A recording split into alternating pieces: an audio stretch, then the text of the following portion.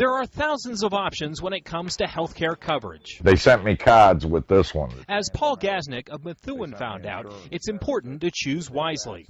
A single father, Paul fell on hard times when the economy soured. His welding and fabricating business wasn't bringing in enough to support him and his 17-year-old son, Justin. I wasn't too worried about me. I don't know, maybe I should have been, but he was my main concern.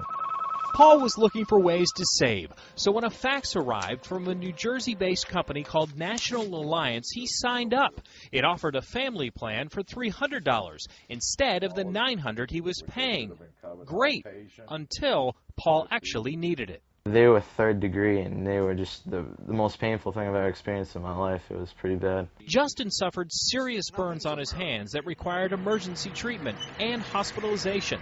The bill came to more than $3,000. The hospital submitted a claim, but Paul says National Alliance refused to pay it. And of course, nobody ever answered half the time, too. That was another thing.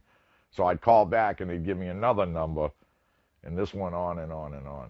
It turns out the insurance Paul thought he had wasn't insurance at all, only a medical discount plan where customers pay a fee to get a list of health care providers who are supposed to offer lower rates. The action we brought against them was for unfair and deceptive advertising and practices. Massachusetts Attorney General Martha Coakley is suing National Alliance, charging the company misled hundreds of customers like Paul Gaznick.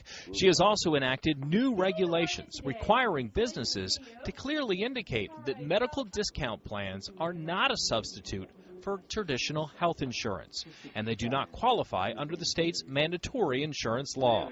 Certainly anybody from outside Massachusetts who's trying to make a quick buck as a result of our health care have been deterred from doing that here. Coakley is also targeting another growing insurance product, limited health benefit plans or mini-meds. These plans cost less but may provide as little as $1,000 of coverage a year, and there's no out-of-pocket maximum. David Shore is on the board of directors of the Massachusetts Association of Health Underwriters and cautions consumers to read the fine print. I would sit down and identify what it is I'm buying, what it is I'm getting, and making sure that what I'm paying in premium, in the event that I have some claims, I will get out. Paul Gaznick has finally paid all of his son's medical bills and once again has a traditional health insurance policy. It was depressing, to tell you the truth, you know. Justin burned by fire. Paul burned by a company he expected to pay the medical bills. I'm Ted Daniel, Fox 25 News.